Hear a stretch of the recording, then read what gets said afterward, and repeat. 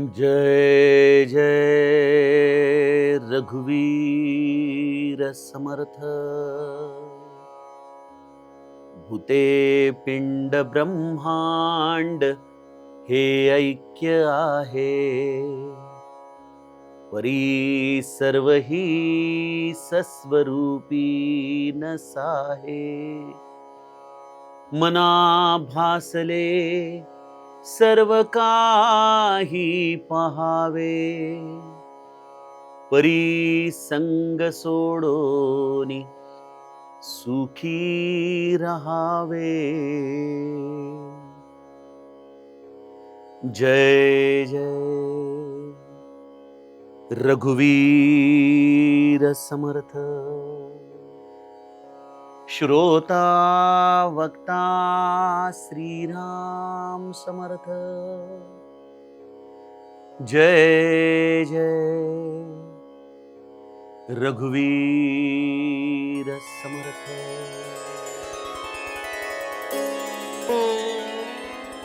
श्रीराम आपल्या सर्वांच्या हृदयस्थ वसणाऱ्या आत्मारामास साष्टांग प्रणिपात करून मनोबोध एक अंतरयात्रा हा श्री समर्थ रामदास स्वामी विरचित मनाच्या श्लोकाचा जो आपण अभ्यास करत आहोत, सज्जन हो, आज आपण त्यातील श्लोक क्रमांक 187 याचं चिंतन अभ्यासणार आहोत. समर्थांनी गेल्या श्लोकामध्ये आम्हाला रघुनाथाचा पत्ता सांगितला. सदा सर्वदा राम सन्निध आहे. तो रामराया नित्य माझ्या जवळच आहे. मग त्यासाठी काय करावं? मना सज्जना सत्य शोधून पाहे. हे मना, अरे हे सत्य जाणून घे, अनुभव.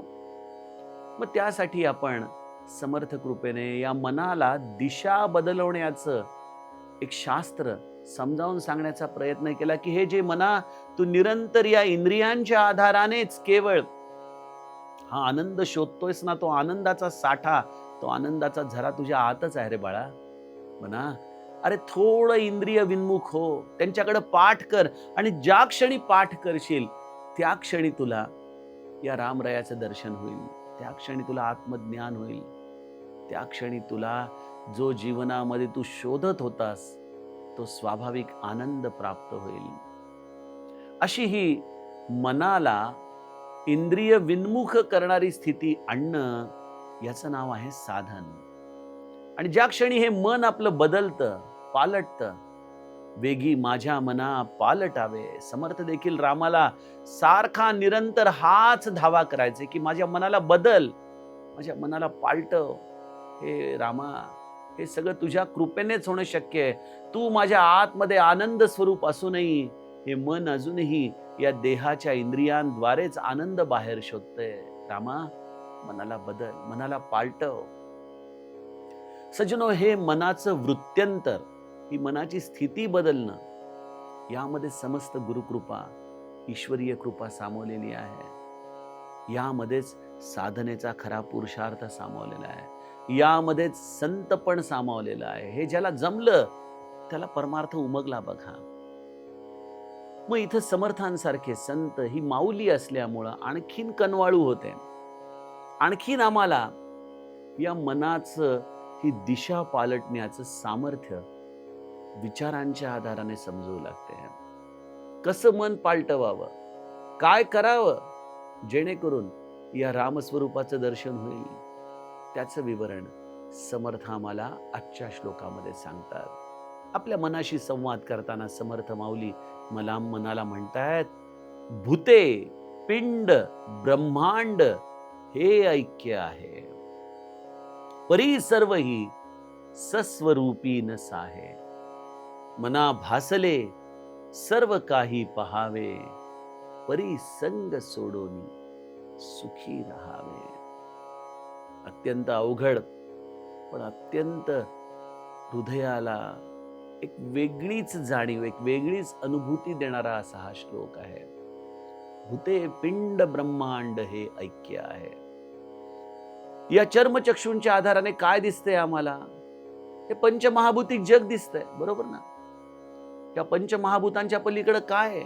आकाश आहे, पृथ्वी आहे, वायू आहे, जल आहे, अग्नी आहे. याच्या पलीकडं या दृश्य जगामध्ये आम्हाला काय दिसतं वेगळं? समर्थ म्हणतात ही भूत म्हणजे ही पंचमहाभूत, पिंड, आपल्या शरीराचं देखील अनालिसिस केला, जिवंतपणे जर त्याचं डिसेक्शन केलं, तर हा देह देखील याच पंचमहाभूतांचा तयार आहे. हे तर आम्ही जाणतोच. भूते, पिंड आणि त्याचबरोबर या ब्रह्मांडामध्ये जेवढे काही चर आणि अचर असे हे भगवत निर्मित वस्तू आहेत, ह्या देखील सगळ्या या पंचमहाभूतिकच आहेत. मग या मनाने काय केलं? ज्या क्षणी या मनाने स्वतःला देह मानलं, त्या क्षणी आमच्यामध्ये द्वैत निर्माण झालं. म्हणजे कसं? की इथं अनेक मनुष्य आपल्याला दिसतात, पण यामध्ये हा माझा मुलगा आहे, हा माझा पती आहे, ही माझी आई आहे, हे माझे वडील आहेत, हा माझा मित्र आहे, हा अनोळखी आहे, हा मला माहित नाही. हे सगळं कोण ठरवतंय? मनच ठरवतंय. बरोबर की नाही? खरं तर ही प्रत्येक व्यक्ती ही त्याच पंचमहाभूतांनी तयार झालेली आहे. तेच त्याच्यामध्ये सगळं रसायन आहे. पण या मनाने त्याच्याशी आपलेपण जोडलं, त्या सरशी हे मन त्याला आपलं मानतं आणि दुसऱ्याला अनोळखी मानतं. भूते, पिंड, ब्रह्मांड हे ऐक्य आहे. हे सगळं म्हटलं तर एक काला आहे, एक मिश्रण आहे. आपण म्हणाल कसा काला बरं? दोन व्यक्ती आहेत समजा सज्जनो. या दोन व्यक्ती देखील एकरूप आहेत. भौतिक दृष्ट्या, लौकिक दृष्ट्या मी तुम्हाला सांगतो. आपण म्हणाल कसं? बघा, पंचमहाभूतांमध्ये आम्हाला जड तत्व तर दिसतात. पृथ्वी आहे, बरोबर, जल आहे, अग्नी आहे, वायू आहे, हे सगळे आम्हाला जाणवतात. एक आकाश तत्व जे आमच्या शरीराच्या आतमध्ये फुफ्फुस रूपी, धमन्या रूपी पोकळ्या आहेत, त्यांमध्ये आहेच. पण बाह्यांगाने जर विचार केला तर दोन व्यक्तींना देखील आकाशानेच जोडलंय ना. म्हणजे या दोन व्यक्ती देखील अभिन्न नाहीच आहेत. या दोन व्यक्ती देखील एकरूपच आहेत. या पंचमहाभूतांचा हा एक प्रकारे गोळा आहे. आणि या गोळ्यामध्ये सगळंच काही एकरूप झालंय, एक जिनसी झालंय. जसं आपण दिवाळीच्या वेळेला चकलीची भाजणी करतो, कितीतरी वेगवेगळ्या प्रकारच्या डाळी एकत्र भाजून त्याला दळून आणतो. दळल्यानंतर त्यांना वेगळं काढता येणं शक्य आहे का? अजिबात नाही. त्याप्रमाणे सज्जनो, गुणात्मक दृष्टीने या जगामध्ये अनंत जीव आहेत, अनंत लोक आहेत. बघा, या भगवंताची लीला पण कशी आहे. एकसारखे दोन व्यक्ती आपण म्हणतो की असतात, पण त्यांच्यामध्ये देखील फरक भगवंताने केलाय. आपण दोन एकाच झाडावरती आलेली फुलं जरी बघितली ना, सूक्ष्म दृष्टीने दिसायला बरोबर सारखी असतात, पण एखाद्याच्या पाकळीचा आकार लहान असतो, एखाद्याची रंगाची छटा थोडी वेगळी असते, एखाद्याचं देठ थोडं कमी जास्त असतं, एखाद्याचा येणारा सुगंध हा कमी जास्त असतो. म्हणजे जरी एकाच झाडाची ही दोन फुलं असली तरी त्यांच्यामध्ये देखील भेद आम्हाला गुणात्मक दृष्टीने जाणवतो. आणि या भेदाला जाणणं हे मनाचं काम आहे. कारण मनाला माहिती आहे की हे प्रत्येक जण वेगवेगळे आहेत. या मनाला जर रघुराजाला भेटायचं असेल, त्या आत्मारामाला भेटायचं असेल, तर पहिल्यांदा एक अत्यंत मूलभूत सत्य त्याला कळालं पाहिजे की भूते, पिंड, ब्रह्मांड हे ऐक्य आहे, एक रूप आहे. हे सगळं, हे विश्व, या मनाची ही जी धाव आहे ना, ही मनाची धावच त्याने खुंटून जाते बघा इंद्रियांकडे जाण्याची. हे मला हवंय, ते मला हवंय, ते मला हवंय. अरे कोण तू? तूच या एका गोळ्याचा भाग आहेस. यामध्ये तू स्वतःचं हे भ्रमात्मक अस्तित्व ठेवून मला हे हवंय, मला हे हवंय, या जाणीवेने जगणारा तू आहेस तरी कोण? तुझं अस्तित्व तरी काय? आणि कोणाकडून काय मागतोयस? कारण हे सगळं ऐक्य रूप आहे. कदाचित हे बुद्धीच्या पातळीवरती तुम्हाला कळू शकणार नाही की हे ऐक्य कसं आहे. मनाच्या पातळीवर तर कळतच नाही, कारण मन हे आसक्तीने गुंतलेलं आहे. मन हे गुणात्मक आहे आणि त्यामुळे गुणात्मक वस्तूच मनामध्ये द्वैत निर्माण करत असतात. आत्ताच माझ्याकडे मध्यंतरी उपासना झाली श्री ब्रह्मचैतन्य महाराज गोंदवलेकरांची, आणि त्यामध्ये त्या दिवशीचं मला वाटतं 29 मार्चचं ते प्रवचन आहे. जे दररोज प्रवचन वाचणारे लोक आहेत त्यांनी जरूर 29 मार्चचं प्रवचन वाचावं. तुम्हाला या श्लोकाचा अर्थ गुरु माऊलीने किती सहज समजावून सांगितलं हे कळेल.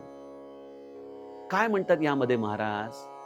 महाराज म्हणतात की या जगामध्ये दिसणारी प्रत्येक गोष्ट ही निर्गुणच आहे. अरे निर्गुण कशी? मी तर गुणात्मक बघतोय. फुलाला सुगंध आहे, रंग आहे, एखाद्या व्यक्तीमध्ये गुण आहेत, आकार आहे, रंगरूप आहे, त्यामध्ये भेद आहे. मग ही सगळी दिसणाऱ्या वस्तू गुणात्मक आहेत. तर महाराजांचं हे वाक्य आहे की या जगामध्ये तसं बघितलं तर सगळं निर्गुणच आहे. याचं स्पष्टीकरण करताना महाराज म्हणाले की वस्तूवरती आपण गुण लादतो, बरोबर की नाही? आपण म्हणतो ना, आज सूर्यावरती ढग आलेले आहेत, आज सूर्य दिसत नाहीये. हे सगळं सूर्यावरती कुठल्याही प्रकारचं लांछन नसतं. हे तर आम्ही आमच्या मानवी मनाने निर्माण केलेले आभास आहेत. सूर्य तर नित्य प्रकाशित आहे. त्याप्रमाणे एखाद्या वस्तूला ते गुण आहेत हे माहित नाहीये. एखादं लहान मूल जन्माला आल्यानंतर आपण त्याचे लाड करतो, म्हणतो किती गोड आहे, किती छान आहे, किती गुणी आहे, किती सुंदर आहे. त्या बाळाला काय कळतं का हो आपण सुंदर आहोत, आपल्यामध्ये हे गुण आहेत? त्याला ती जाणीवच आलेली नसते. त्यामुळं वस्तूला गुण हे मानवी मन लावतं. यावरून महाराज एक सारांश काढतात की याचाच अर्थ ती वस्तू त्या गुणांच्या पलीकडे आहे. हे अतिशय समजायला सोपं आहे बघा. त्या वस्तूला जाणण्यासाठी फक्त गुणाच्या पलीकडे जायचंय. त्या गुणांचा त्याग केला की ती वस्तू ही निर्गुण निराकारच आहे. ज्याला गुण नाही तो निर्गुण आहे. खरोखर सद्गुरु माऊलीचे शब्द ज्याला कळाले तो धन्य आहे. आणि हेच माझे समर्थ इथं म्हणतात, भूते पिंड ब्रह्मांड हे ऐक्य आहे. हे ऐक्य आमच्या लक्षात येत नाही, कारण मी आणि माझं, तू आणि तुझं, हे जे आमच्यामध्ये गुणात्मक भेद निर्माण झालाय, त्या गुणात्मक भेदामुळं आम्हाला ती वस्तू एकरूप असूनही एकरूप दिसत नाही. मग यासाठी काय केलं पाहिजे? आम्हाला त्या गुणांना सोडून, अर्थात आपला हवेनकपणा सोडून, आपला हव्यास सोडून त्या वस्तूकडे जर बघण्याची दृष्टी झाली तर लक्षात येतं की मना भासले सर्व काही पहावे. बघा समर्थ किती कनवाळू आहेत. हे संत आम्हाला किती या मिथ्या जगामध्ये, या संसारामध्ये राहताना किती एक अत्यंत महत्वाची गोष्ट समजावून सांगतात. मना भासले सर्व काही पहावे. हा भास आहे. हे जे गुण आम्हाला त्या व्यक्तीमध्ये दिसत आहेत किंवा त्या व्यक्तीला आम्ही त्या गुणाच्या आधाराने ओळखतो, हा सगळा भास आहे. त्या भासाच्या पलीकडे त्या व्यक्तीचं रूप आहे, जो एकजिन्सीपणा आहे. बघा महाराजांना एकदा एकाने विचारले की महाराज, परदुःख शीतळ असतं ना? मग आम्हाला हे कळत नाही की आम्हाला जर कुठलं दुःख झालं तर त्याचा त्रास तुम्हाला का होतो? आमचं दुःख तर तुमच्यासाठी शीतळ असलं पाहिजे. महाराज म्हणले, तुम्ही सांगता ती म्हण अगदी बरोबर आहे, परदुःख शीतळ असतं. पण म्हणे आता मी माझा कुठे राहिलोय? मी तर सगळा तुमच्यातच होऊन गेलो ना. त्यामुळे तुमचं दुःख आता मला माझं वाटतं आणि या देहाचं दुःख मला परदुःख वाटतं. त्यामुळे मला माझं दुःख शीतल वाटतं म्हणे. सज्जनो, ही आत्मस्वरूपाची अवस्था, ज्याला या गुणमायेचा वेढा सोडवता येतो ना, त्यालाच कळू शकते. मना भासले सर्व काही पहावे. भूते पिंड ब्रह्मांड हे ऐक्य आहे. परी सर्वही सस्वरूपी नस आहे. जो आत्मज्ञानाच्या पातळीवरती गेला आणि जेव्हा त्याने मागं वळून बघितलं, भगवद्गीतेचा 15वा अध्याय सांगते की जेव्हा मागं वळून बघितलं तेव्हा हा वृक्षच गायब झाला, काहीच राहिलं नाही तिथं. ही गुणात्मक सृष्टीच एक प्रकारे लयाला गेली, विसर्जित झाली. कारण या स्वस्वरूपाच्या अँगलने बघितलं. जसं मी काही दिवसापूर्वी तुम्हाला एका श्लोकामध्ये सांगितलं की स्वरूपी उदेला अहंकार राहो, तेने सर्व आच्छादिले व्योम पाहो. दिशा पाहता ते निशा वाढत आहे, विवेके विचारे विवंचूनी पाहे. स्वरूपावरती अहंकार येणं, सूर्यग्रहणाच्या कल्पनेच्या आधाराने आपण तो श्लोक समजून घेत होतो. त्यामध्ये एक अत्यंत महत्वाची गोष्ट आपण बघितली की पृथ्वीवरती राहणाऱ्या व्यक्तीला सूर्यग्रहण दिसतंय. पण समजा एखादा मनुष्य, एखादा सूक्ष्म तत्व सूर्याच्या दृष्टिकोनातून पृथ्वीकडे पाहत असेल तर एकतर त्याला ती पृथ्वी दिसणारच नाही, कारण सूर्याच्या मानाने पृथ्वी कुठे आहे. पण तरी देखील या सूर्याला आम्ही खग्रास सूर्यग्रहण झालं, सूर्य पूर्ण झाकोळला गेला इथपर्यंत बोलतो. तसं सज्जनो, या जीवाला देखील जीवात्मक पातळीवरतून जेव्हा आपण बघतो तेव्हा भेद दिसतात, गुणात्मक भेद दिसतात. पण स्वरूपाच्या दृष्टिकोनातून जेव्हा आपण जीव पातळीवरती बघायला जातो तेव्हा काहीच राहत नाही, सगळंच मावळून जातं. म्हणून समर्थ म्हणतात की भूते पिंड ब्रह्मांड हे ऐक्य आहे, परी सर्व ही सस्वरूपी नसाये. मग काय करा, आम्ही काय करायचं प्रापंचिकाने, नेमकं टेकावे काय, ऍप्लिकेशन कसं करायचं याचं. मना भासले सर्व काही पहावे. बघा, ही सूट देतात हे केवळ समर्थांसारखे संत देऊ शकतात, जे आत्मज्ञानी आहेत. श्री महाराज याचंच अनुमोदन करताना म्हणायचे की सगळा मिथ्या संसार आहे, ठीक आहे, पण तो आपल्या रामानेच बनवलाय ना. हे मिथ्यत्व देखील रामाच्या सत्तेनेच दिसतंय ना मला. मग त्या प्रपंचामध्ये राहावं, पण ते कसं राहावं, तो प्रपंच रामाचा समजून राहावं. आणि आमची इथं सगळी फसगत आहे बघा. आम्ही तो प्रपंच रामाचा मानून करत नाही, तो माझा मानून करतो. त्यामध्ये माझं मी पण मिसळतो, माझी आसक्ती मिसळतो. आणि जशी मी माझी आसक्ती त्यामध्ये मिसळली की ही गुणात्मक दृष्टी मला प्राप्त होते. लहानपणी जत्रेमध्ये नाही का, लाल रंगाचा आपण गॉगल घातला की सगळं लाल दिसायचं, आणखीन कुठल्या वेगळ्या रंगाचा गॉगल घातला की वेगळं दिसायचं. तसं सज्जनो, एकदा का जीवाने ते रंग गुणात्मक परिधान केले की त्याला ही सृष्टी त्याच रंगाची दिसू लागते. मग गरज काय आहे, फक्त तो गॉगल काढण्याची.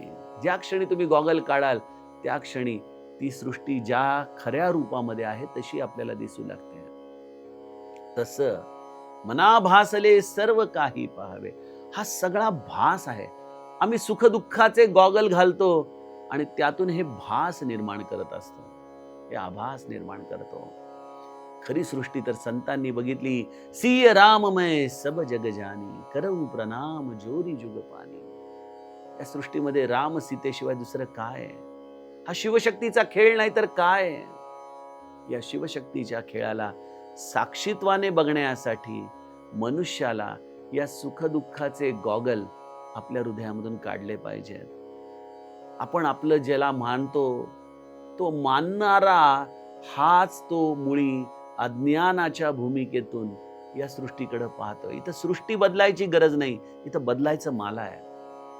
लोक माझ्याकडे अनेक माता भगिनी तक्रारी घेऊन येतात, हे असे वागतात, ते तसे वागतात, ते तसे वागतात. सज्जनो, जग त्याच्या स्वभावाने वागतं, लक्षात घ्या. मी नेहमी त्यांना एक उदाहरण देत असतो की तुमच्याकडे स्वयंपाकामध्ये तिखटा मिठाचं पाळं असतं बघा, प्रत्येकाकडे भांड असतं.